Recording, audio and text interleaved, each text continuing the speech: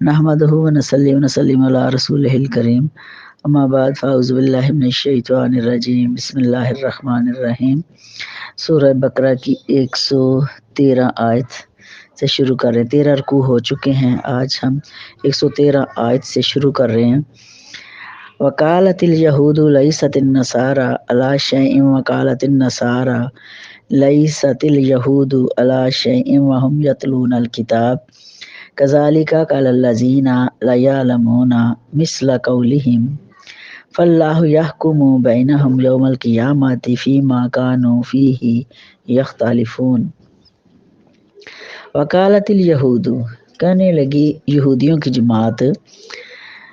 کہ لیست النصارى، عیسائی کسی چیز پر نہیں ہے، علی شیء کسی چیز پر نہیں ہے۔ وقالت النصارى، اور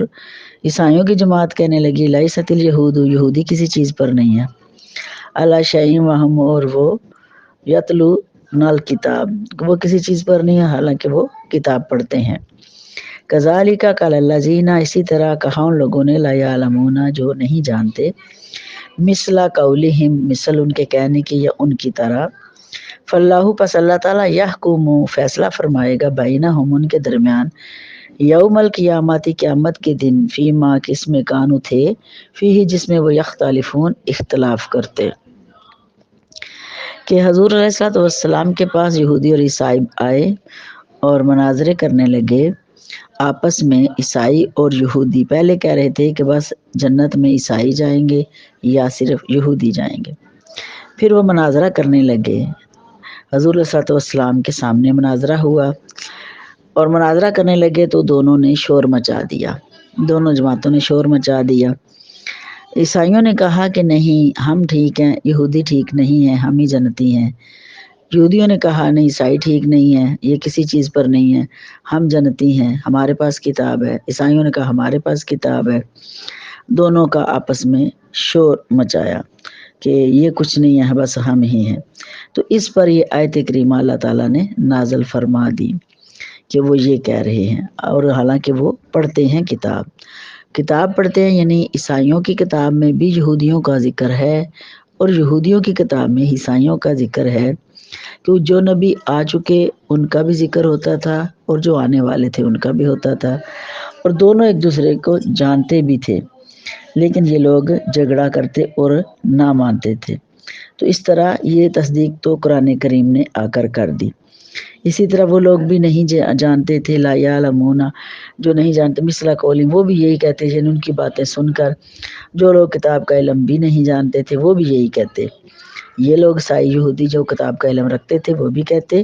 اور ان کو سننے اور ماننے والے بھی اسی طرح ہی کہتے کہ یہودی کہتے بس ہم ہی ہیں اور کچھ بھی نہیں، ہم ہی حق پر ہیں، ہمارے پاس ہی کتاب ہے۔ عیسائی کہتے نہیں، ہم ہی حق پر ہیں، ہمارے پاس ہی کتاب ہے۔ تو اللہ تعالیٰ، فاللہ، پس اللہ تعالیٰ، یحکم، فیصلہ فرمائے گا،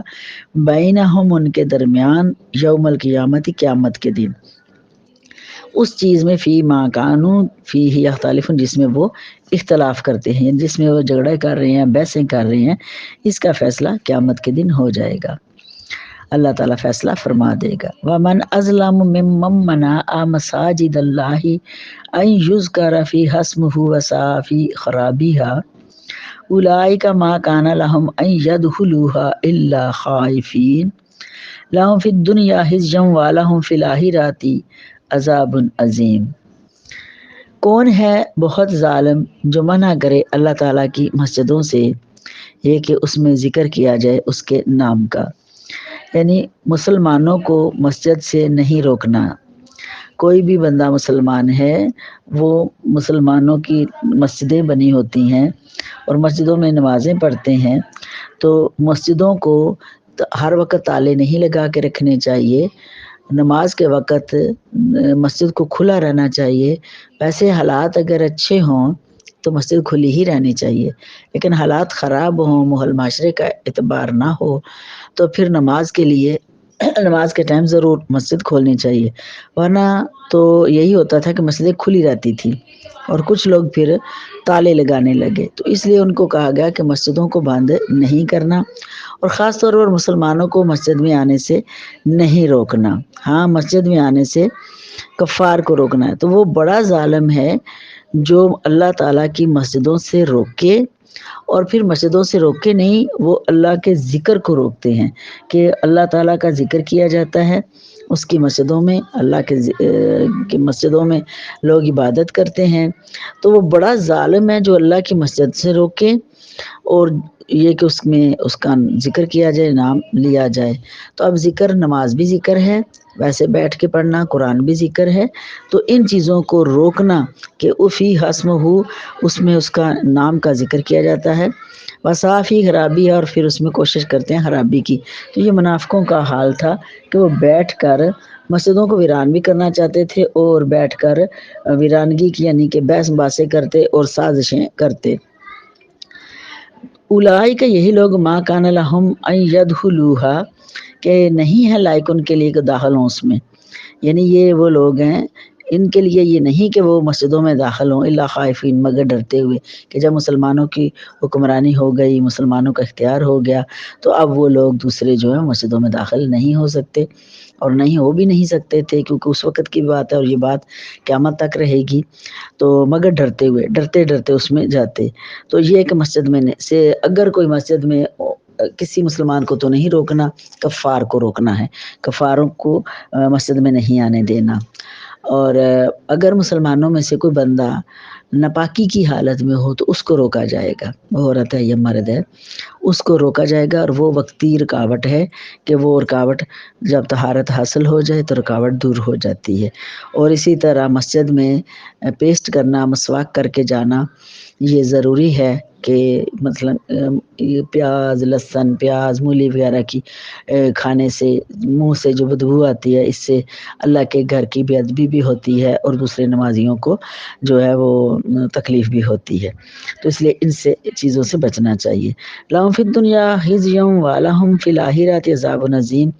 ان کے لیے دنیا میں رسوائی ہے اور آخرت میں بھی بڑا عذاب ہے کہ جو لوگ ظلم کرتے ہیں، مسلمانوں پر ظلم کرتے ہیں، اللہ کے مسجدوں سے روکتے ہیں اور پھر خود قبضہ کر لیتے ہیں اور اللہ کا ذکر کرنے سے منع کرتے ہیں، نمازیں پڑھنے سے منع کرتے ہیں، مسجدوں میں فضول کے تالے لگا دیتے ہیں، وہاں تمام جماعتوں کو معطل کر دیتے ہیں۔ یہ ہوتا بھی رہا ہے، پہلے بھی ہوتا رہا ہے، آپ کو پتہ ہے امام حسین علیہ السلام کی شہادت کے بعد مسجد نبی شریف کو تالے لگا دیے گئے تھے، بلکہ نمازیں ختم کر دی گئی تھی، اذانیں بند کر دی گئی تھی، گھوڑے باندھ دیے گئے تھے، بے حرمتی کی گئی۔ تو ان لوگوں کے لیے، اور اس طرح کے جس نے یہ کام کیے ان کے لیے دنیا اور آخرت میں رسوائی ہے۔ جب وہ ہوگے، وہ بھی جو بھی کوئی کرے گا، یہ آیت قیامت تک کے لیے اس کا اطلاق ہوتا ہے، کیونکہ قرآن پاک مکمل ضابطہ حیات ہے، وہ جیسے جیسے جو حالات ہوتے ہیں ان سب کے لیے، قیامت کے لیے یہ اللہ تعالیٰ نے ہمیں عطا کر دیا، جو اس طرح سے کرے گا اس کا یہی انجام ہوگا کہ وَلَهُمْ فِي الْآخِرَةِ عَذَابٌ عَظِيمٌ، ان کے لیے پھر آخرت میں بھی بڑا عذاب ہے، دنیا میں رسوائی ہے اور آخرت میں بھی بڑا عذاب ہے۔ وَلِلَّهِ الْمَشْرِقُ وَالْمَغْرِبُ فَأَيْنَمَا تُوَلُّوا فَثَمَّ وَجْهُ اللَّهِ إِنَّ اللَّهَ وَاسِعٌ عَلِيمٌ، اللہ تعالیٰ کے لیے مشرق ہے اور مغرب ہے، پس جدھر بھی تم پھرو گے پس اللہ تعالیٰ کی توجہ ہے یا اللہ کا چہرہ ہے ادھر ہی، بے شک اللہ تعالیٰ وسیع جاننے والا ہے۔ اس طرح حضور پاک صلی اللہ علیہ وآلہ وسلم کے کچھ صحابہ کرام جو ہیں وہ جہاد کے لیے کہیں گئے ہوئے تھے، تو سفر میں جب نماز کا ٹائم ہو گیا، عشاء کی نماز کا ٹائم ہو گیا تو اندھیرا تھا، تو ان کو پتہ نہیں چل رہا تھا کہ کعبے کی سمت کس طرف ہے، کعبے کی سمت کس طرف ہے، تو انہوں نے پھر اپنی اپنی نماز اس طرح سے ادا کر لی کہ جس کا جدھر دل کیا کہ ہو سکتا ہے ادھر کعبہ ہو تو اسی تصور میں اسی طرف نماز پڑھ لی، کسی نے ادھر منہ کر کے پڑھ لی، کسی نے ادھر پڑھ لی، تو آ کر حضور صلی اللہ علیہ وآلہ وسلم کو بتایا کہ ہم نے اس طرح سے ہمیں نماز پڑھنا تھی، کعبے کی سمت کا پتہ نہیں چل رہا تھا تو ہم نے نماز پڑھ لی، تو کیا کریں آپ؟ حضور صلی اللہ علیہ وسلم نے فرمایا کہ آپ کی نماز ہوگی، کیونکہ اللہ تعالیٰ نے پھر یہ آیت نازل فرما دی کہ وَلِلَّهِ الْمَشْرِقُ وَالْمَغْرِبُ، اللہ ہی کے لیے مشرق بھی اور مغرب بھی ہے، فَأَيْنَمَا تُوَلُّوا، پس تم جدھر بھی پھرو گے فَثَمَّ وَجْهُ اللَّهِ، ادھر ہی اللہ کی توجہ ہے، کہ اگر کبھی کعبے کی سمت معلوم نہیں ہوتی ہے، نہیں پتہ چلتا ہے اور نماز ضروری ہے، وہ آپ گاڑی میں ہیں، سفر میں ہیں، گھوڑے پر سوار ہیں، اونٹ پر سوار ہیں، جنگل میں ہیں، پیادل ہیں، کہیں بھی تو آپ کو نماز پڑھنی ہے، تو خانہ کعبے کی سمت آپ کو نہیں پتہ چل رہی، تو دل آپ کا گواہی دیتا ہے کہ اس طرف خانہ کعبہ ہوگا، تو جدھر آپ کا دل گواہی دے گا آپ نماز پڑھ لیں گے، کیونکہ اللہ تعالیٰ تو ہر جگہ موجود ہے۔ بس اللہ تعالیٰ نے خانہ کعبے کا ایک رخ جو ہمیں دیا ہے وہ نماز کے لیے دیا ہے، لیکن اگر بحالت مجبوری کبھی یہ پتہ نہ چلے تو ہم نماز جس طرف بھی دل کرے گا، یعنی دل گواہی دے گا کسی طرف ہو سکتا ہے خانہ کعبہ کی سمت ہو تو منہ کر کے نماز پڑھ لیں گے، اللہ تعالیٰ کی توجہ ہر طرف ہے، لیکن کعبہ کی طرف منہ کر کے نماز پڑھنا یہ ایک قانون الہی ہے اور سب پر لاگو ہے، اور یہ بحالت مجبوری یہ گنجائش ہے۔ فسما وجہ اللہ، پھر اللہ تعالیٰ کی توجہ سے جدھر بھی آپ پھریں گے ادھر ہی اللہ تعالیٰ کا چہرہ ہے۔ ان اللہ، بے شک اللہ تعالیٰ واسع علیم، وسیع جاننے والا، یعنی اللہ تعالیٰ سب جانتا ہے، یعنی آپ کے دلوں کا حال جانتا ہے کہ آپ کی نیت کیا تھی، آپ نے کس نیت سے اس طرح منہ کر کے نماز پڑھی۔ سجدہ تو اللہ ہی کو کیا نا، سجدہ اللہ کو کیا، عبادت تو اللہ ہی کی ہے، تو آپ کو آپ کی نیت کو اللہ تعالیٰ جانتا ہے کہ آپ نے جان بوجھ کر نہیں کیا، آپ نے بحالت مجبوری کیا۔ وقالوا اتخذ اللہ ولدا سبحانہ بل لہ ما فی السماوات والارض کل اللہ قانتون، اور کہا ان لوگوں نے کہ جنہوں نے پکڑ لیا اللہ تعالیٰ کے لیے اولاد، کچھ لوگ ایسے ہیں انہوں نے کہا کہ اللہ تعالیٰ اولاد رکھتا ہے، یہودیوں میں سے، عیسائیوں میں سے، کہ یہ اللہ کا بیٹا ہے یا یہ اللہ ہے، کچھ عیسیٰ علیہ السلام کو ماننے والے، کچھ عزیر علیہ السلام کو ماننے والے، کچھ اور بھی ودیان ہوئے ہیں بہت سارے لوگ، تو وہ کہتے ہیں اللہ تعالیٰ کی اولاد ہے، تو وہ کہنے لگے اللہ نے اولاد بنائی ہے اپنی، والدن اولاد ہے اللہ کی، تو اللہ تعالیٰ نے ساتھ ہی جواب دیا سبحانہ، پاک ہے ذات اس کی، یعنی اولاد سے، یہ اولاد رکھنا والدین، یہ تو کمزوری ہے رشتوں کی، یہ تو اللہ تعالیٰ نے بنائے ہیں، لیکن انسان کے لیے بڑی کمزوریاں ہیں، تو اللہ تعالیٰ ہر کمزوری سے پاک ہے، اور وہ قادر ہے، کریم ہے، اس کے نہ کوئی والدین ہے نہ کوئی اس کی اولاد ہے۔ بلّہ، بلکہ اسی کے لیے ما فی السماوات، جو کچھ آسمانوں میں والارض اور زمین میں، کل اللہ قانتون، سب اسی کی اطاعت کرتے ہیں، کائنات کا ذرہ ذرہ اللہ تعالیٰ کی حمد و ثنا کرتا ہے، اللہ کی بندگی کرتا ہے، سب اسی کے حضور جھکتے ہیں، اس کو مطلب کسی کے سجدے کی ضرورت نہیں، لیکن اللہ کا خالق ہے، مالک ہے، اس کا حکم ہے، اور اس کے حکم پر سب سجدہ بھی کرتے ہیں، عبادت بھی کرتے ہیں، نہ کوئی اس کی اولاد ہے اور نہ وہ کسی کی اولاد ہے۔ بدیع السماوات والارض وَإِذَا قَضَىٰ أَمْرًا فَإِنَّمَا يَقُولُ لَهُ كُن فَيَكُونُ، کہ پہلی بار پیدا کرنے والا آسمانوں کا اور زمین کا، کہ جب فیصلہ فرماتا ہے کسی کام کا، فَإِنَّمَا، پس وہ اس کے نہیں، یقول کہتا ہے، لہو اس کو ہو جا، کن ہو، لہو اس کو کن ہو جا، فیکون پس وہ ہو جاتا ہے، کہ اللہ تعالیٰ نے پہلے جب آسمان نہیں تھے تو اللہ نے بنائے پہلی بار، یہاں سے نا یہ بڑی ایک لمبی تفصیل آتی ہے، لیکن میں یہاں بس اتنا ہی کہوں گی کہ بدی جو کہتے ہیں نا، بدت کی بات چلتی ہے، تو بدت کا مطلب ہوتا ہے پہلی بار یہ کام پہلے نہیں ہوا تھا تو اب ہوا ہے، اور وہ بدعت حسنہ بھی ہوتی ہے، بدعت سیئہ بھی، یعنی اچھی چیز بھی ہوتی ہے جو کہ ضروری ہوتی ہے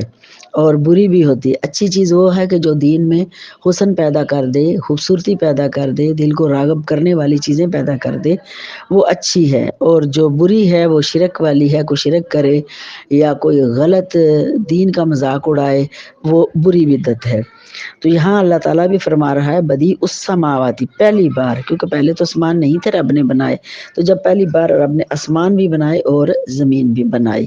اور جب وہ کچھ کرنا چاہتا ہے، کوئی فیصلہ کرنا چاہتا ہے، کوئی کام کرنا چاہتا ہے، وَإِذَا قَضَىٰ أَمْرًا، کسی کام کا بھی، تو بس وہ کہتا ہے وَإِنَّمَا يَقُولُ،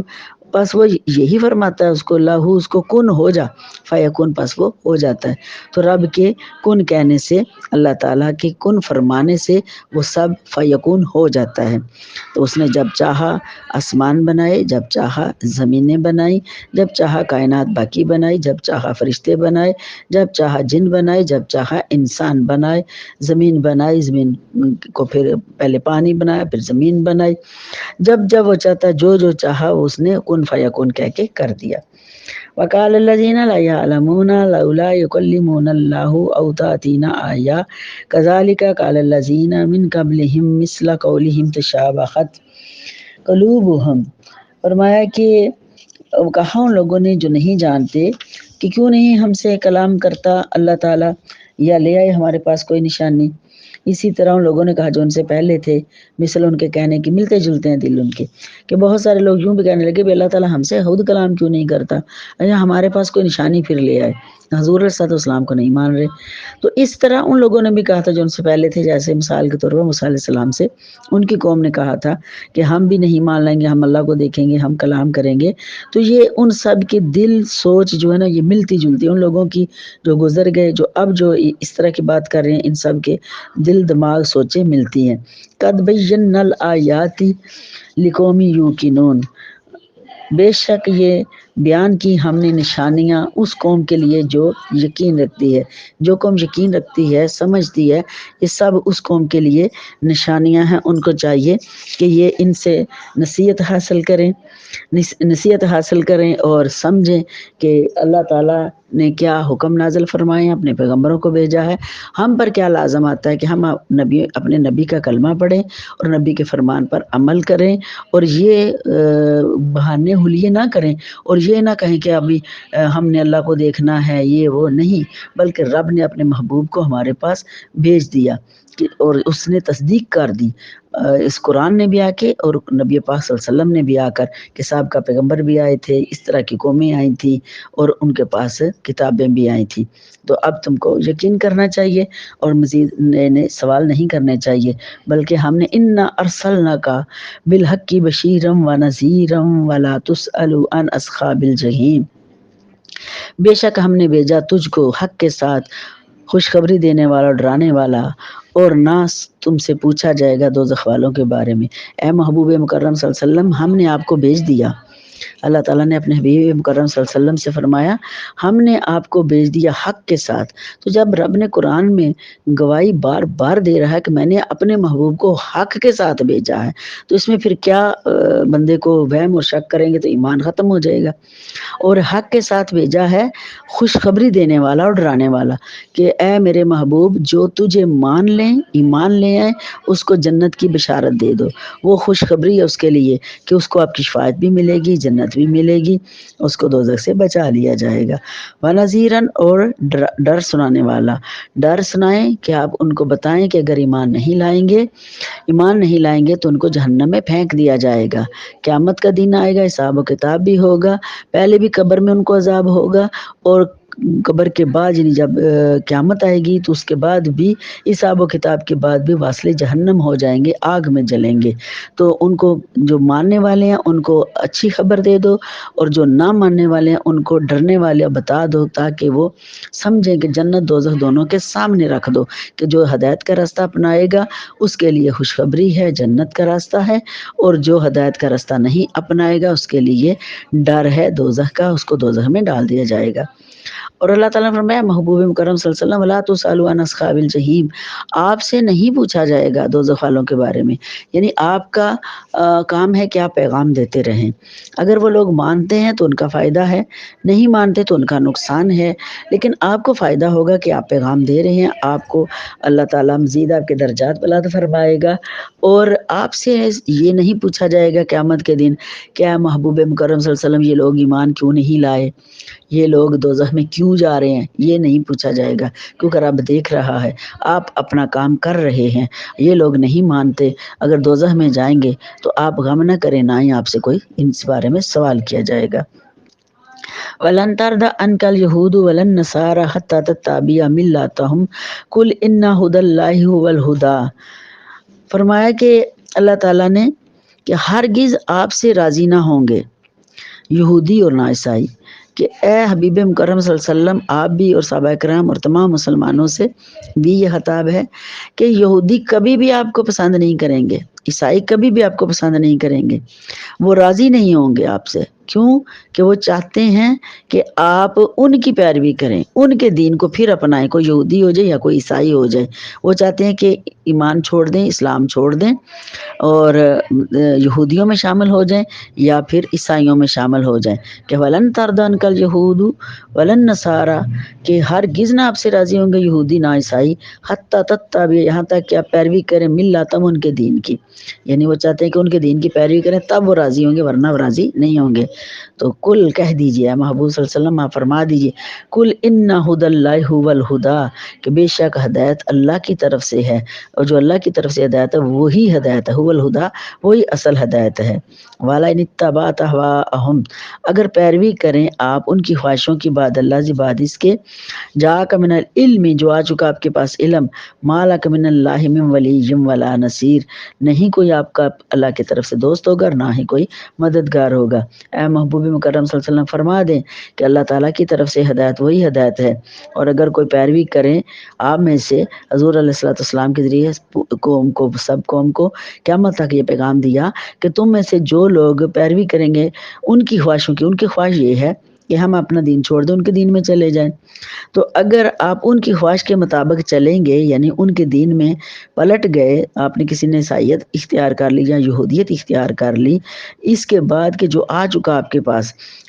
کیا آ چکا، حضور صلی اللہ علیہ وسلم کے ذریعے ہمارے پاس قرآن آ چکا، ہدایت آ چکی، آخری نبی آ چکا، من العلم، آپ کے پاس جو آ چکا علم سے، ما لک من اللہ، نہیں پھر آپ کے لیے اللہ تعالیٰ کی طرف سے کوئی دوست، ولا ولی ولا نصیر، نہ کوئی مددگار، یعنی اللہ تعالیٰ نے آپ پر حق آشکار کر دیا، اپنا محبوب بھیج دیا، علم بھیج دیا، کتاب بھیج دی، جب آپ نے سب جان لیا، اس کے باوجود اگر آپ ان لوگوں کی پیروی کریں گے، ان کی خواہش مانیں گے، تو پھر یاد رکھیں اللہ تعالیٰ کی طرف سے آپ کا کوئی نہ کوئی دوست ہوگا اور نہ کوئی مددگار ہوگا۔ پتہ یہ چلا جو اہل ایمان ہیں ان کے اللہ کی طرف سے دوست بھی ہیں، ولی بھی ہیں، اور نصیر مددگار بھی ہیں۔ تو اللہ کے خاص بندے، اللہ کے ولی مدد بھی کرتے ہیں اور وہ دوستی بھی، کیونکہ وہ اللہ کے دوست ہوتے ہیں، اور جو اللہ کا دوست ہے وہ دنیا میں بھی کام آئے گا ایک دوسرے کے، اور آخرت میں بھی کام آئے گا۔ اور یہی وجہ کہ حضور علیہ الصلوۃ والسلام کو رب کریم نے فرمایا کہ آپ کی امت میں سے 70,000 لوگ بغیر حساب و کتاب بخشے جائیں گے، اور 7 لاکھ کا عدد بھی آیا ہے کہ 7 لاکھ بخشے جائیں گے بغیر حساب کتاب کے۔ اور رب کریم ان سے عرض کی حضور علیہ السلام نے، یا الہی اور بڑا میری امت کے لیے رحمت، تو رب کریم نے فرمایا وہ جو 70,000 ہیں یا 7 لاکھ ہیں یا 70 لاکھ ہیں، یہ اللہ ہی کو پتہ ہے، بہرحال 70 کا عدد آ رہا ہے، تو 70 لاکھ بھی ہو سکتے ہیں، 70 کروڑ بھی ہو سکتے ہیں، کیونکہ رب بڑا مہربان ہے، بڑا رحیم و کریم ہے۔ تو وہ جو 70,000 کا عدد آیا، 70 کا، وہ ایک ایک بندہ جو ہے وہ آگے 70,000 کی یا 70 لاکھ کی سفارش کرے گا۔ تو اس طرح 70 کا یا 7 کا جو عدد آیا، کہیں 70 کا کہیں 70 لاکھ کا، تو وہ ایک ایک بندہ اپنے ساتھ پھر اسی طرح مدد کرے گا اور شفاعت کرے گا۔ تو یہ مدد ہوئی اللہ کے دوستوں کی، اور مدد ہوئی اور دوستی ہوئی اللہ کی طرف سے، کیونکہ وہ اللہ کے دوست ہیں تو اللہ نے ان کو اجازت دی۔ حضور علیہ الصلوۃ والسلام کے دوست ہیں، جو اللہ کا دوست ہے، سرکار کا دوست ہے تو اللہ کا دوست ہے، جس نے سرکار کی تابعداری کی، فرما برداری کی، اطاعت کی، تو وہ سب اللہ کے دوست ہیں۔ تو جب وہ اللہ کے دوست ہیں تو اس طرح وہ مددگار بھی ہوں گے، مومنین کے مددگار بھی ہوں گے اور دوست بھی ہوں گے۔ الذین آتیناہم الکتاب، جو لوگ جن کو دی ہم نے کتاب، یتلونہ، تلاوت کرتے ہیں اس کو حق کا تلاوت، جس طرح کے اس کے تلاوت کرنے کا حق ہے۔ اولئک یؤمنون، یہی لوگ ایمان لائے، بہی ساتھ اس کے، ومن یکفر، جو کہ انکار کرے، بہی اس کا، فاولئک ھم الخاسرون، پس یہی لوگ نقصان پانے والے ہیں۔ تو جن لوگوں کو اللہ تعالیٰ نے دی، فرمایا کہ جن کو ہم نے دی کتاب، یعنی جن کو ہم نے کتاب، اب یہ جمع کے سیغے، واحد کے سیغے، اس کے اندر بھی بڑی حکمتیں اور بڑی تفسیریں ہیں، لیکن ہم مختصر کر رہے ہیں کہ ہم نے دی ان کو کتاب، جن لوگوں کو اللہ تعالیٰ نے کتاب عطا فرمائی، یعنی ہم نے کا سیغہ میں حضور صلی اللہ علیہ وسلم بھی شامل ہے، کیونکہ اللہ نے اور اللہ کے رسول نے ہم نے کا سیغہ آ رہا جمع کا، کہ ہم نے دی ان کو کتاب، تو یہ کتاب اللہ کی کتاب حضور صلی اللہ علیہ وسلم کے ذریعے جبرائیل علیہ السلام وہی لے کر آتے رہے، حضور صلی اللہ علیہ وسلم کے پاس لاتے رہے، تو جمع کا سیغہ ہو گیا کہ ہم نے ان کو کتاب دی۔ تو سرکار کے صدقے یہ کتاب ہم تک پہنچی، قیامت تک پہنچتی رہے گی۔ تو پھر جو لوگ اس کو تلاوت کرتے ہیں، کس طرح سے تلاوت کرتے ہیں؟ جیسے اس کی تلاوت کا حق ہے، حق ادا کرتے ہیں، یعنی قرآن کو سمجھتے بھی ہیں، دل و جان سے پڑھتے ہیں، اور اس طرح سے پڑھتے ہیں کہ قرآن دلوں پر اتر رہا ہو۔ آقا کریم صلی اللہ علیہ وسلم نے فرمایا اس طرح سے تلاوت کرو جیسے قرآن کا نزول تمہارے دل پر ہو رہا ہو۔ اور تلاوت یہ قرآن کی، یہ قرآن کوئی عام چیز نہیں، یہ اللہ کا کلام ہے. یہ پتھروں پر اگر اترتا، پہاڑوں پر اترتا تو پہاڑ ریزہ ریزہ ہو جاتے. تو انسان کے دل پر اترا. اس کو اس طرح سے تلاوت کرو جس طرح اس کے تلاوت کرنے کا حق ہے. رٹے نہیں مارو، تیزی تیزی سے نہیں پڑھو کہ جیسے ہماری عورتیں پڑھتی ہیں، ختم پڑھتی ہیں ویسے پڑھتی ہیں، تو بڑا اپنا وہ روب اور دبدبا دکھانے کے لیے بڑی تیزی تیزی میں صورتیں پڑھ رہی ہیں، پتہ چلے اس کو بہت آتی ہیں. یہ غلط ہے. تھوڑا پڑھیں، صحیح پڑھیں، تلفظ کی ادائیگی کریں. اور ختموں میں، محفلوں میں لمبی صورتیں نہیں پڑھیں. عوام کو مطلب تکلیف نہ دیں کہ وہ عوام محفل میں بیٹھی کب سے، یا کوئی درس قرآن میں بیٹھی ہے، تو اب ان کے سامنے جو درس ہو رہا تھا، قرآن ہو رہا تھا، محفل ہو رہی تھی، وہ سارا قرآن ہی تو تھا. اب ان کے سامنے لمبی لمبی قصیدے اور درود اور صورتیں پڑھنا شروع کر دیتی ہیں بیبیاں. تو اس طرح سے عوام کو تکلیف بھی ہوتی ہے اور غلطیاں بھی وہ کر جاتی ہیں. تھوڑا پڑھیں، صحیح پڑھیں. اور ویسے بھی وقت کا خیال رکھیں، عوام کا خیال رکھیں. کم پڑھیں، اپنا روب دکھانے کے لیے، اپنا علم بتانے کے لیے اس طرح سے لمبی لمبی تلاوتیں اور لمبی لمبی صورتیں نہ پڑھیں. تھوڑا پڑھ لیں. ویسے پڑھیں، آپ قرآن پڑھیں، خود پڑھیں، گھر میں پڑھیں، زیادہ سے زیادہ پڑھیں، اور اس طرح سے پڑھیں جیسے اس کے پڑھنے کا حق ہے. جیسے حضرت علامہ اقبال رحمۃ اللہ علیہ نے اپنے بیٹے سے فرمایا، علامہ اقبال رحمۃ اللہ علیہ کے باپ نے فرمایا اپنے بیٹے علامہ اقبال سے کہ بیٹا آپ کیا کر رہے ہیں؟ تو آپ تلاوت کر رہے تھے قرآن کی. تو عرض کی اباجی تلاوت کر رہا ہوں. پھر گزرے، پھر کہا کیا کر رہے ہو؟ اباجی میں تلاوت کر رہا ہوں. پھر تیسری بار گزرے تو عرض کی اباجی میں تلاوت کر رہا ہوں قرآن پاک کی. آپ نے دیکھا بھی ہے، 3-4 بار آپ نے پوچھا، میں نے بتایا، تو کیوں بار بار پوچھ رہے ہیں؟ تو آپ نے فرمایا بیٹا اس لیے پوچھ رہا ہوں کہ تیری آنکھوں میں نمی نہیں آ رہی. تو قرآن پڑھ رہا ہے تو قرآن کو اس طرح سے پڑھو جس طرح اس کے پڑھنے کا حق ہے، کہ آنکھوں میں نمی ہو، دل پر اترے، اور نغمگی آواز میں پڑھو، سرور والی آواز میں پڑھو، خوبصورت لب و لہجے کے ساتھ پڑھو. تو جب یہ پڑھیں گے، اس طرح حق ادا کریں گے، اولئک یؤمنون، یہ لوگ ایمان والے ہیں. اور جو کہ اس کا انکار کرے گا، فاولئک هم الخاسرون، وہ نقصان والے ہیں. اللہ تعالیٰ سے دعا ہے اللہ تعالیٰ اپنے حبیب مکرم صلی اللہ علیہ وسلم کے طفیل ہمیں نفع والا بنائے، نقصان والوں سے بچائے، اور ہمارے دلوں کو کے اندر یہ قرآن نازل فرما دے، اور دلوں کا نور، نور مصطفیٰ، نور قرآن عطا فرمائے. آمین.